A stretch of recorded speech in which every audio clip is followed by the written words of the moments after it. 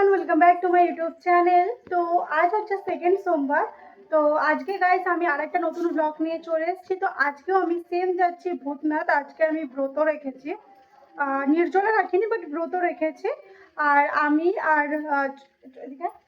আজকে আমি আর জয়তি যাচ্ছি আবারও সেম সেম ড্রেস পরেই। তো চলো হ্যাঁ, আর আজকে 6টার সময় বেরোচ্ছি। তো চলো আজ একটু লেট করে যাচ্ছি। তো চলো এখন বেরোবো, তারপরে দেখাচ্ছি তোমাদের সাথে ওখানে গিয়ে পৌঁছে। চলো। তো আজকে হচ্ছে সেকেন্ড সোমবার আর আজকের আউটফিট হচ্ছে আমার এটা।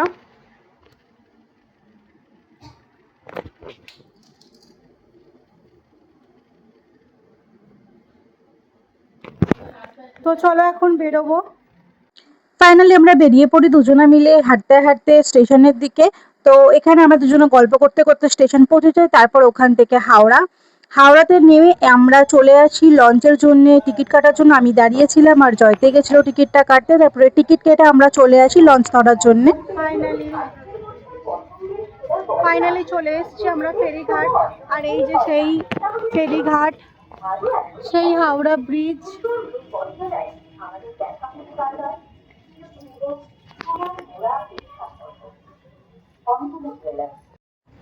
আমরা ফার্স্ট টাইম হাওড়া থেকে লঞ্চে করে যাচ্ছিলাম ভূতনাথ। তো এর আগে যাইনি। তো আমি আর জয়তি দুজনে মিলে একটুখানি খুঁজতে হয়েছিল লঞ্চ ঘাটটা। তারপরে আমরা লঞ্চ ধরি। আর ধরার পর এখানে দেখি যে এত সুন্দর ভিউ, গঙ্গা থেকে এত সুন্দর ভিউ লাগছিল। হাওড়া ব্রিজের যে একটা আলাদাই দৃশ্য ছিল, কারণ আমরা ফার্স্ট টাইম দেখছিলাম। আর এর আগে আমরা মানে হাওড়া ব্রিজে উঠেছি, বাট লঞ্চ থেকে কোনোদিনও হাওড়া ব্রিজটা দেখিনি। এত সুন্দর লাগে, ভীষণ সুন্দর লাগছিল। তারপর আমরা ভূতনাথ পৌঁছে যাই। তারপরে গিয়ে ওখানে পুজোর জন্য যা যা সামগ্রী লাগে সেগুলো নিয়ে নিই। নেওয়ার পরই আমাদের শুরু হয়ে যায় তিলক লাগানো, কারণ এই তিলকটা আমাদের ভীষণ পছন্দ হয়েছিল। তো আগের দিন যে বোনটা লাগিয়েছিল তাকে আমরা পেয়ে গেছিলাম, সেই বোনের থেকেই আবার তিলকটা লাগাচ্ছিলাম।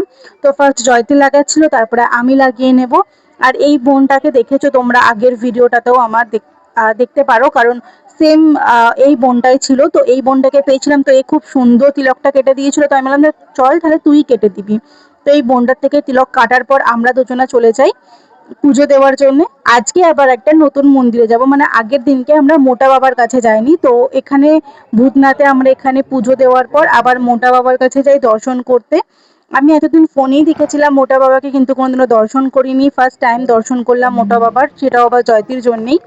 তো আমার ভীষণ ভালো লাগলো। তারপরে এখানে আমরা চলে আসি, আর এখানে ভীষণ দেখো কতটা ভিড় ছিল, ভীষণ গ্যাদারিং ছিল এখানে। তারপরে চলে আসি আমরা একটু সামনে হাঁটতেই আমরা পেয়ে গেছিলাম ঠাকুরের ভোগ। এত সুন্দর খেতে গাইস, খিচুড়িটা জোরে বলো না, শোনা যাবে না।